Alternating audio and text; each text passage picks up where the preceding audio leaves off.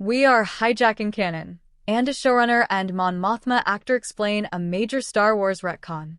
And a Season 2 has rewritten one classic episode from Star Wars Rebels, but showrunner Tony Gilroy and Mon Mothma actor Genevieve O'Reilly have the perfect explanation. Tony Gilroy's Andor is undoubtedly a masterpiece, and Andor Episode 8 is among the highest-rated TV episodes of all time.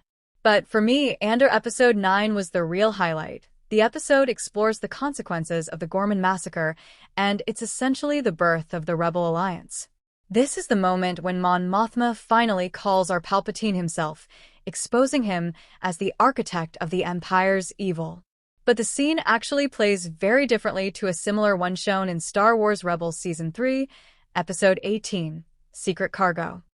Why did Andor make such dramatic changes? Tony Gilroy and Genevieve O'Reilly explained their process to Entertainment Weekly, revealing this was a deliberate decision.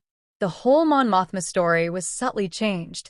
"We are hijacking canon," Gilroy admitted, going on to describe the discussion he had with his brother Dan when it came to writing the episode. And Episode 8 is a smart way of avoiding the issue, because it subtly focuses on a different part of Mon's story. It shows how she left Coruscant, before she even went to Gold Squadron, and it even nods to the Rebels' speech, and pointedly avoids showing it.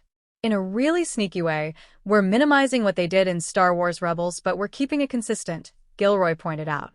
We're just saying you don't really know the whole story of what happened. Mon Mothma's speech is unforgettable, and O'Reilly felt this was her greatest moment as the character. The speech was originally told differently, with just fragments shown as the story spun out to action scenes. "Tony came into my trailer and I said, 'It's just extraordinary,'" O'Reilly recalled. "And he just sat there and went, 'You want me to write the whole speech, don't you?' And I said, 'Yes, please, please, I would love that. Write the whole speech.'" The original plan was for O'Reilly to memorize the whole speech and just record a few key scenes. Then I went to the director, and the director was like, "Yeah, let's film the whole speech."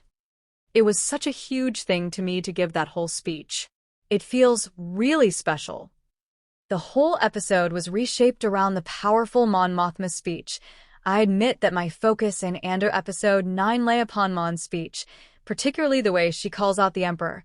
This was Palpatine's first failure, because he had always concealed his evil, allowing the public to believe the Empire's corruption was due to a sort of shadow government.